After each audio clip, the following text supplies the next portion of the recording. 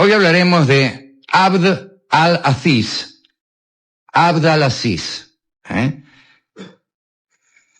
¿Quién era Abd al-Aziz? Ya lo veremos. Como ya hemos contado alguna vez, las huestes moras, las huestes musulmanas, al mando de Tariq Ben Ziyad, desembarcaron en España en la primavera de 711, fecha que marca un zanjón en la historia de España. Luego de terribles combates, derrotaron al rey visigodo Rodrigo. Al tener noticias de los triunfos de Tariq en España, el califa, el sucesor, Al-Walid, que vivía en Damasco, envió en junio de 712 a otro guerrero llamado Musa, para que se hiciese cargo de los nuevos territorios. Musa se convertiría en un emir, el emir de Córdoba sería, de Córdoba la sultana, dependiente del califa de Damasco. Muy bien, cuando llegó a Córdoba, Musa encontró inmensas riquezas. El caudillo moro se mostró bastante tolerante con los vencidos, es decir, con los cristianos, y no dejó de reclutar entre la población a un buen número de bellas muchachas para poblar su harén. Todo noble musulmán se encargaba de conformar un harén casi entre las primeras medidas que tomaba. Se ha dicho que los árabes preferían a las muchachas rubias y muy blancas. Al menos esa era la preferencia predominante en aquel momento y en aquel lugar. Esta debilidad por este tipo de mujer produjo en la España musulmana un fenómeno bastante extraño. Sucedió que con el tiempo la casta dirigente árabe se había modificado el color de su tez de tal manera que casi todos sus miembros eran asombrosamente rubios y de ojos claros, lo cual se explica en virtud de esta preferencia de los hombres árabes por un tipo de mujer. En ese tipo de mujer engendraban, y sus descendientes iban incorporando esos rasgos. 2 siglos más tarde, por ejemplo, Abd al-Rahman III, que era un príncipe muy hermoso, es descrito así por las crónicas. Dice, es el más hermoso y gentil de los muslimes, de piel rosada y ojos azules. Ahora bien, Musa, que estaba armando su serrallo, como ya hemos dicho, tenía a su lado 3 hijos jóvenes que lo ayudaron en la selección de muchachas para el harén. Hacían una especie de casting y lo ayudaban los hijos, ¿no? Esta sí, esta no. El mayor se llamaba Abd al-Aziz. Y Abd al-Aziz es aquel de quien hablaremos hoy, ¿no?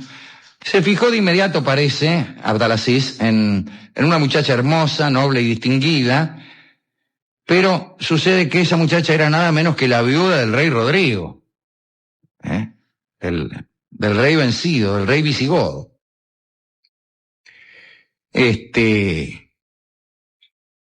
Perduró esta chica, esta viuda de Rodrigo, en la historia con el nombre de Al-Isam, así le llamaban los invasores. Había nacido en el año 685. Su belleza era tal que el propio rey Rodrigo había pagado una enorme fortuna al padre de la muchacha, llamado Eudón, para poder poseerla y casarse con ella. La cuestión fue que apenas Abd al-Aziz la vio, recordemos que era el hijo de Musa, el que cortaba el bacalao ahí en Córdoba, cuando la vio Abd al-Aziz, se la llevó en el acto a compartir su lecho. O se la llevó al lecho se la llevó en el acto a compartir su lecho, está bien escrito. Los cronistas no especifican si la reina entró en el lecho de buen grado o por la fuerza. Pero el caso es que entró. Al poco tiempo, Al-Isam le dio un hijo a Abd al-Aziz y le pusieron de nombre Azim. Lo bautizaron Pirulo y eran felices los 3. Le pusieron de nombre Azim y esto, según el derecho vigente entre los árabes, realzaba automáticamente la condición de la madre, ¿no? Omalizán pasó a ser una princesa mora. Parece que se amaban, digo yo, después de más de 1000 años, después de 1300 años o algo así, un poco menos, parece que se amaban. Esto pese a las circunstancias en que nació este amor, casi la mina fue forzada a entrar en el lecho del conquistador. La atracción que sentían el uno por el otro era puramente física. Y casi no podía ser de otra manera, porque después de todo la unión sexual era casi la única forma de comunicación que estaba al alcance de ambos. Escribió Ortega: aunque la intimidad humana era fabulosamente rica en su flora y su fauna, el teclado de gestos corporales galantes que la intimidad encontraba a su disposición eran sobremanera limitados. Tiempo más tarde, Musa, o sea, el padre de Abdalaziz, envió a su hijo, Abdalaziz, a Sevilla para apaciguar algunas rebeliones, dice el cronista, ¿no? Restando importancia a las rebeliones solo porque eran algunas. Y tras lo cual se instaló allí como gobernante, ¿no es cierto?, Abdalaziz, junto a Omalizán. Es decir, primero sofocó las rebeliones y después se instaló en Sevilla como gobernante, el tipo con la mina. Vivían en una casa al lado de una mezquita, que como casi todas las mezquitas eran una iglesia cristiana transformada. Bueno, poco a poco Omalizán, la chica, comenzó a influir en las políticas de su amado. Abdalaziz propició todo tipo de beneficios para los cristianos, fue en extremo tolerante y bondadoso, les permitió a jueces, obispos y sacerdotes sus ritos, sus templos, de tal manera que no eran esclavos, sino más bien tributarios. La verdad es que la presencia de esta chica ejercía sobre Abdalaziz efectos apaciguadores. Pero con el tiempo, Omalizán empezó a sembrar en el ánimo del chabón ciertas sugestiones comprometedoras. En realidad, una noche le propuso que se proclamara rey de Al-Andalus, es decir, de Andalucía, y él empezó a pensarlo. Ya pensarlo era una grave falta. Una falta, digo, para la religión islámica, que, por ejemplo, no permite que uno se ponga una corona. Claro. La máxima autoridad es el califa. Califa quiere decir sucesor, no quiere decir rey ni ninguna otra cosa. Pasó el tiempo, un buen día Abdalaziz se enteró de una noticia terrible. El califa de Damasco había mandado a cortar la cabeza de su padre, Musa. ¿Entiende cómo era la relación de poder? El califa en Damasco, Musa en Córdoba y Abdalaziz en Sevilla. Abdalaziz se entera de que el califa de Damasco le mandó a cortar la cabeza al padre, acusado de incumplimiento de sus deberes en Córdoba. Muy bien. Lo peor no fue que había mandado a cortar la cabeza, lo peor es que se la cortaron. Así que Musa es decapitado en el 713. Abdalaziz se consagró emir, pero un emir en beligerancia con Damasco. Imagínate, es un sucesor de un padre al cual el califa de Damasco ha mandado cortar la cabeza. Las relaciones no pueden ser buenas. Después empezaron a acusar también al propio Abdalaziz por haber instalado en Sevilla una corte suntuosa, por haberse juntado con la viuda del rey Rodrigo, como hemos dicho, por derrochar en diversiones lo que se había logrado con tanta sangre. En fin, Abdalaziz comprendió que en algún momento iba a tener que enfrentarse con el califa, pero por suerte Damasco estaba muy lejos y en aquellos tiempos lejísimo. Entonces, esto favorecía los planes de Abdalaziz. Ahora muy bien, cuando la mujer, Omalizán, comprendió esta enemistad, empezó a arreciar en sus propuestas de que Abdalaziz se consagrara rey. A la noche decía, che, dale, consagrate rey, no podemos seguir confiando en este califa de porquería. Dice que, fíjate lo que le pasó a tu viejo, declarate rey, armemos acá un reino independiente, proclámate rey de Andaluz, protector de todos los habitantes de Andalucía, y vamos a ser felices para siempre. Abd al-Aziz se negaba, pero Omar Lisán insistía. Y una noche dice, yo te voy a hacer una corona para que te la pruebes. Le dijo, mientras lo abrazaba sensualmente, ¿no? Esas cosas. Y el emir no supo resistir el arrebato de su mujer, la dejó hacer en todo sentido, y al día siguiente se puso una corona. Cosa prohibidísima, pero se la puso en privado la corona. La probó, miró en el le pegó. Ahora bien, en Sevilla vivía una tal Ziyad ben Aunabiga, que era, el tipo era un oficial de confianza del califa, un alcahuete del califa, ¿no? Ziyad ben Aunabiga. Y también Ziyad se había casado con una linda visigoda, ¿no? Una mina, muy linda, pero también muy envidiosa. ¿Y de quién estaba envidiosa? Ahí de Omar Lisán. Entonces, estaba tan envidiosa que incluso la espiaba a Omar Lisán. Y le espiaba en los momentos íntimos que tenía con el marido. Si había hecho hacer unos agujeros ahí cerca del harén o de los aposentos de Omar Lisán y de Abd al-Aziz, y los espiaba. Una noche, la mina esta, la mujer de Ziyad, lo fue a ver y dice, lo vi a Abd al-Aziz ciñendo una corona de oro como si fuera un rey cristiano. Esa corona que Abd al-Aziz se ponía en la intimidad, un poco para darle color al guiso. Sí. Creo que era una corona que más que expresar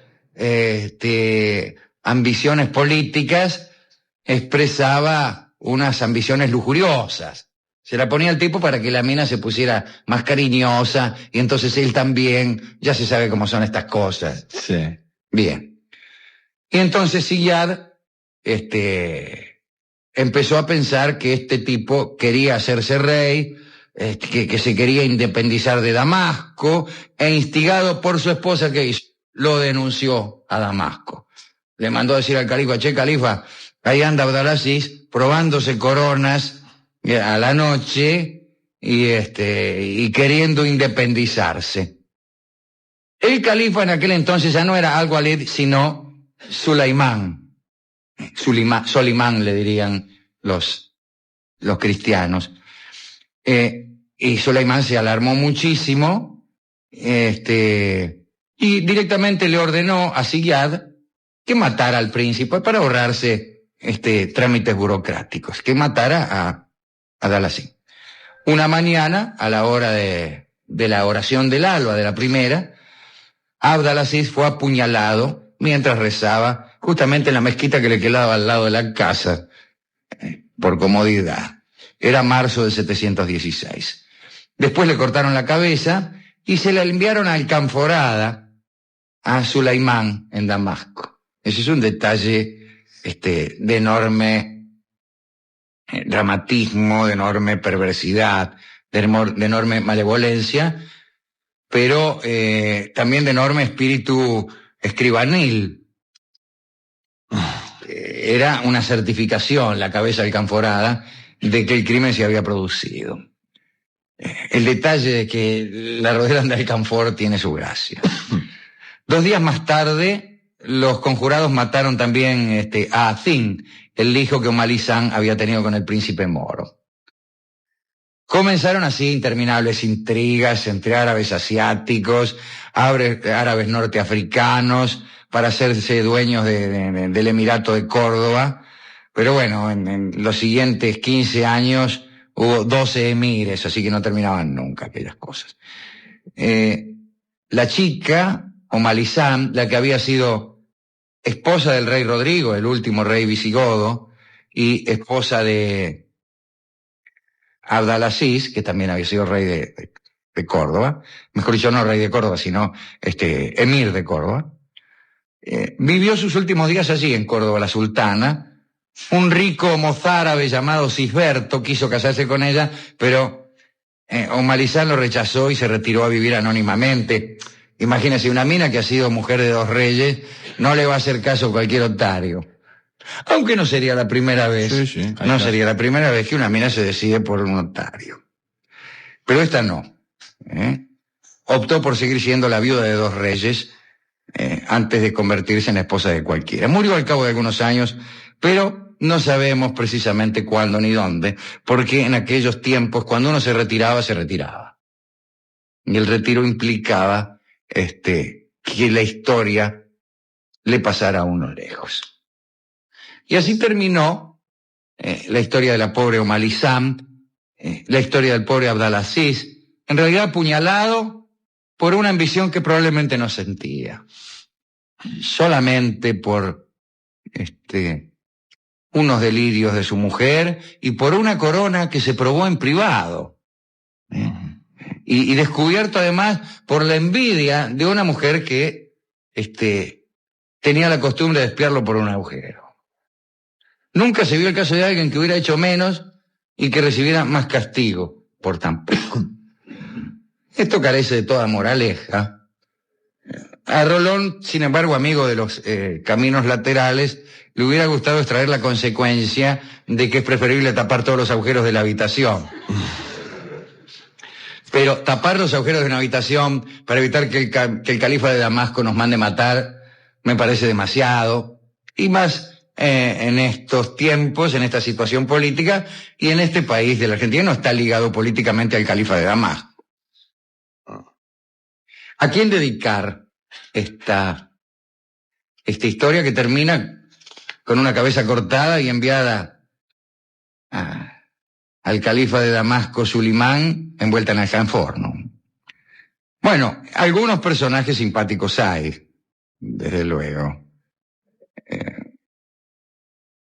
El pobre Musa, con ese nombre que nos lo hace suponer reticente y callado, no está mal. Y no está mal dedicarle esta charla simplemente porque se ocupó de formar su harén casi como primera medida. Un hombre que atiende antes a las cuestiones del amor que a las cuestiones de la riqueza no está mal.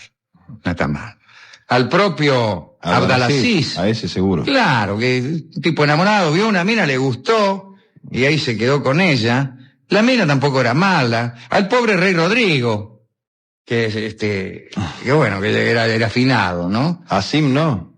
¿A quién? Asim. Al hijo. Está bien. Pero no sabemos cómo era, anda a saber, por ahí era un atorrante. Eso yo. Ahora, de todos modos, a mí lo que no me gusta de Musa es que utilice a los chicos para elegir las minas. ¿Me entiende? Que los hijos le ayuden a elegir minas. No. Está mal. No está mal. Los amigos vaya y pase. Y algunos amigos. Y algunos amigos, no todos, porque algunos veo cómo son. Se me vino a la memoria uno. No, hay algunos también que eligen mal. No, por eso. Claro, hay algunos que yo no los mandaría a elegir. Les mandaría a elegir factura, pero mira, sí. No.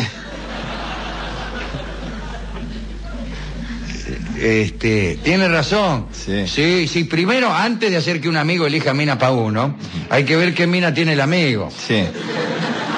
Que hay gente, viste, que se rodea de... Bueno. Sí, el que reapareció al fútbol ayer. Sí, bueno, en fin. Y bueno, esta es una cosa. Ahora, ¿con qué canción vamos a ilustrar esto? No lo sé. Canciones sobre la vida de Abdalaziz. No hay. No hay. Al menos no canciones criollas ni tangos. Hemos buscado, incluso hemos llamado a FM Tango. Sí, a la embajada inclusive. Claro, a la embajada de FM Tango. Sí. A la embajada de España llamamos nosotros. No. Y nos dijeron, mire, los moros se han ido ya en 1492. Así que llame a la embajada árabe, dice, pues ya se han ido para allá. Dice.